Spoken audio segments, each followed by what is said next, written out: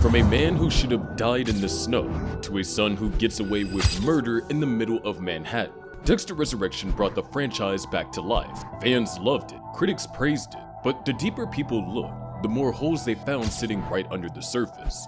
Dexter Resurrection is not a bad show. It is actually one of the better entries in the franchise since the original series ended. But loving a show and noticing its problems are not opposites.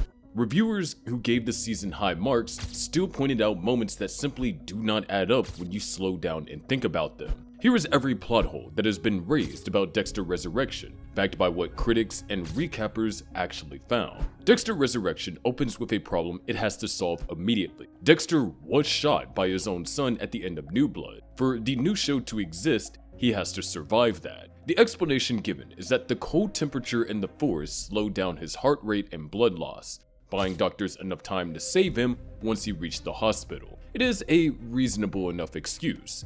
If it had been summer, he would have died on the spot. The issue is not the medical logic. The issue is what came after. Reviewers pointed out that this convenient survival is followed by an even more convenient legal cleanup. Officer Teddy Reed shows up at Dexter's hospital bed with a note from Angela Bishop, the officer who quote-unquote shot him and covered for him. Teddy explains that Angela pinned the murder of Matt Caldwell on his brother Kurt, took responsibility for shooting Dexter herself, and dropped all charges tied to the death of Officer Logan by claiming it was self-defense. That last part is where things fall apart. A cop dying in police custody should trigger an investigation on its own, with forensics, ballistics, and someone asking hard questions about what happened in that cell. The show handles all of it through one conversation and one bullet hole used as proof. No cameras are mentioned, no outside agency gets involved, even though the final scene of New Blood shows a convoy of black SUVs heading towards Iron Lake, suggesting federal attention was already on its way. This wraps up in minutes what should have taken months. It works because the show needs Dexter free and moving by episode 2, not because the story earned it. It also raises a bigger question that goes beyond one case file. Angela chose to let a serial killer walk free because she believed his methods, however dark, protected innocent people. That is a personal decision she made in a small town where she had authority. It does not explain why every law enforcement agency connected to the case seemed to lose interest at the exact same time, as if one officer's forgiveness could erase the body count. There's also the matter of Dexter's blood slide collection, the trophies he kept for years back in Miami and Iron Lake. Those slides were physical evidence tying him to multiple unsolved deaths, and the show never clarifies what happened to that collection once he left Iron Lake behind. A detail that Dangerous does not just disappear because a new city and a new season started. Also, if you're the kind of person who catches these details while watching, hit subscribe. We go through every plot hole and inconsistency in shows like this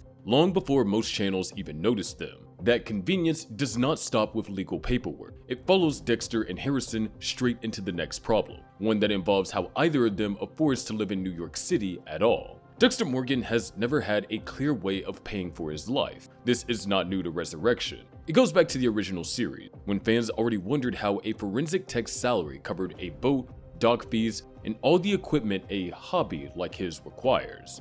Some fans have pointed to a possible inheritance from Harry after his death, or money from selling Joe Driscoll's house back in the first season of the original show, as old explanations for how Dexter ever afforded anything. Neither one holds up anymore, since both would have run dry long before Resurrection even begins.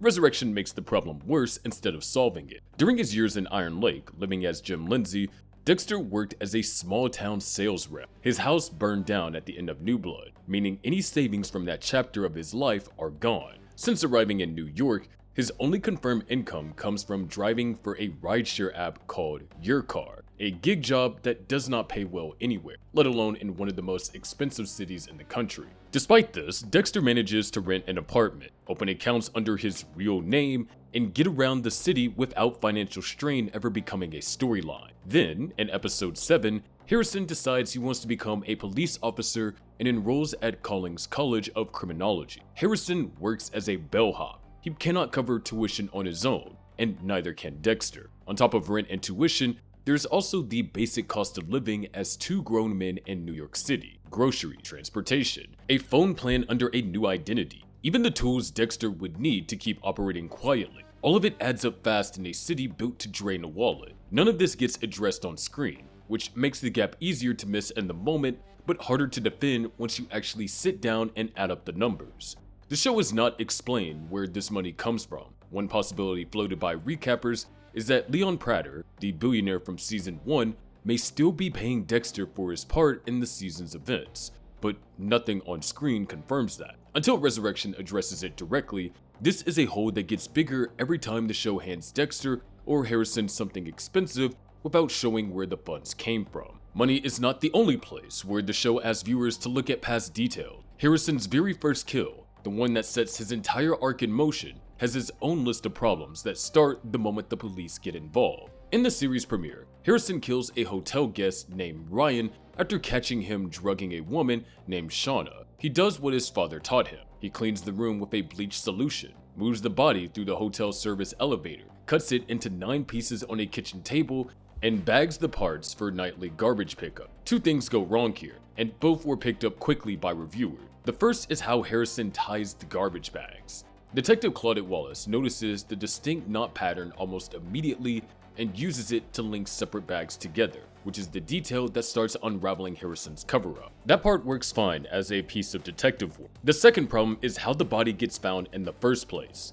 In the show, a bag breaks open at the dump site because a worker there is shown physically flinging bags into a pile by hand. Critics pointed out that this does not match how sanitation works in a city the size of New York, where waste from an entire neighborhood gets compacted mechanically, not sorted by hand at the end of a shift. It is a small detail, but it's also the exact detail the entire episode's mystery depends on. Without a worker manually tossing that one bag the wrong way, nobody finds the body, and there is no case for Claudette Wallace to build in the first place. The kitchen and garbage bags were not the only place where a hotel conveniently worked in Harrison's favor. There is one more prop from that same night that critics could not let go of, and it involves something most hotels would never have sitting around. Before that, one more small thing about that hotel deserves a mention. It sets up the pattern of convenient hotel logistics that keep repeating across the whole season, starting with a security camera that just happens to stop working at the right moment. After killing Ryan, Harrison replaces the toilet tank lid he uses as a murder weapon with a fresh one, so no one notices it's missing. He also dumps the body through a back door where the security camera is broken, letting him move the body without being filmed. Reviewers flag both details as convenient in a way that stretches belief.